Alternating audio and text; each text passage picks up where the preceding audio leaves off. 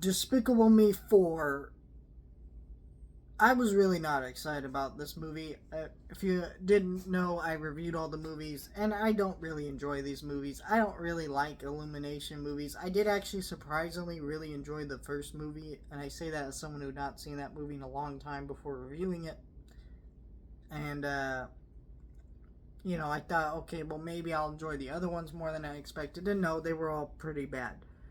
But this one, I gotta say, I had to work all weekend, so I didn't get to see this movie opening weekend, and I had to work the Wednesday that this movie came out. So I got to finally go Monday, and so through that time, just from word of mouth, I actually heard terrible things about this movie, and so that made me uh, more like about it going into it, and it wasn't as bad as I was told it was from some people, but it still was pretty bad.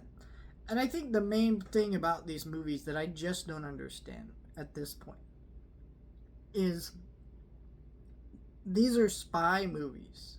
They're dealing with spies and supervillains and all these cool gadgets and cool stuff, but it also feels so lazy and uninspired. And I don't know how you do that with a franchise about supervillains and spies, especially one that's animated.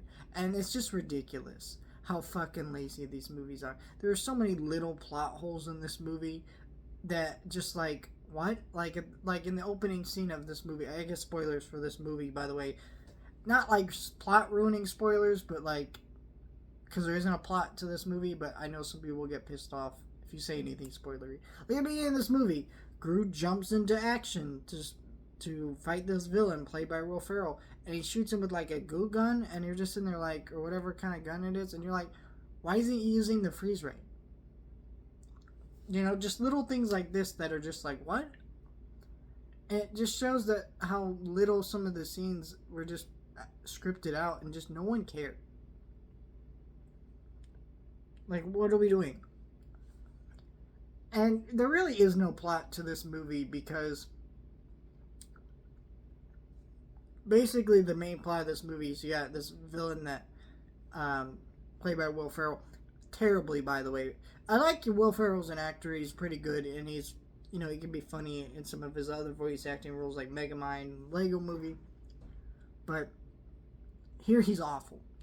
First of all, you wouldn't even know it's him, which I would usually say is a compliment, but here it's not, because he's doing a weird voice that is not funny at all, and it's just bizarre.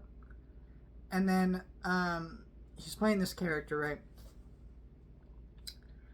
And basically, this villain has nothing going on other than cockroaches. But you don't really get a sense of what this dude's tech is or what his deal is. And he has like this army of cockroaches. But you only see like one little tiny cockroach. So they do nothing with the concept of this villain. Anyways, this villain basically endangers Gru and his family. So they have to go into this safe house. And most of the movie is semantics of these people living in a safe house, basically. That's the whole movie. Like Lucy's a hairdresser, and then there's this, and she screws up this lady's hair, and then there's one scene that's in the trailers of this lady chasing her down at the supermarket. That goes nowhere. You got one scene where the girls are learning karate, and when now people told me a couple spoilers about this movie, so when I heard that was a subplot in the movie, I'm like, okay, well, yeah, they're going into a safe house. Of course they learn karate as self-defense. No, it's not even that. See, that's the thing. There's little plot holes like that of like, there's ways to make some of these concepts work, but they just did not care. There's no reason for it.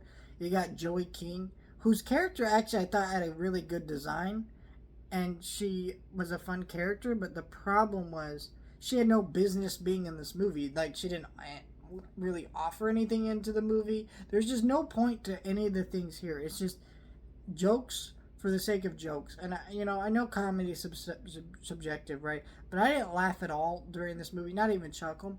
And I know people go, well, it's not made for you. It's made for kids. Well, I sat in a theater with children.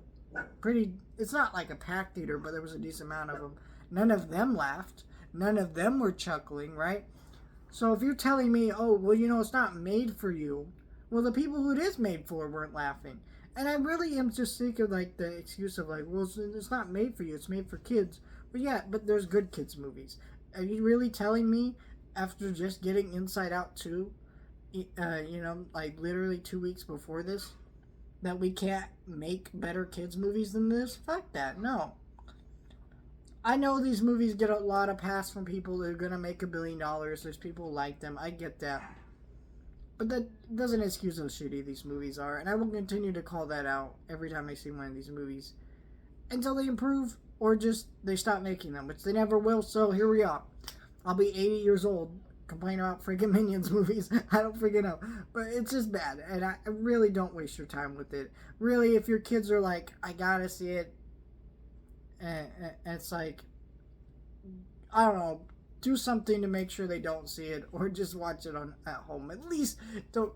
Actually, you know what? Don't go watch it in the theater. Theaters need your money, but it's a day of business. But like, so Minions. It's just I just don't understand. Like, I'm not against these movies existing if they were better movies, but they're just so lazy at this point. I really don't get it.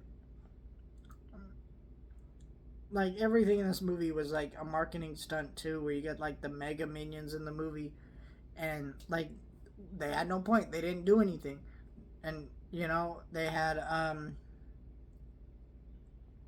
that, and there was like all these random fucking things. It's just like I don't understand. Just fuck.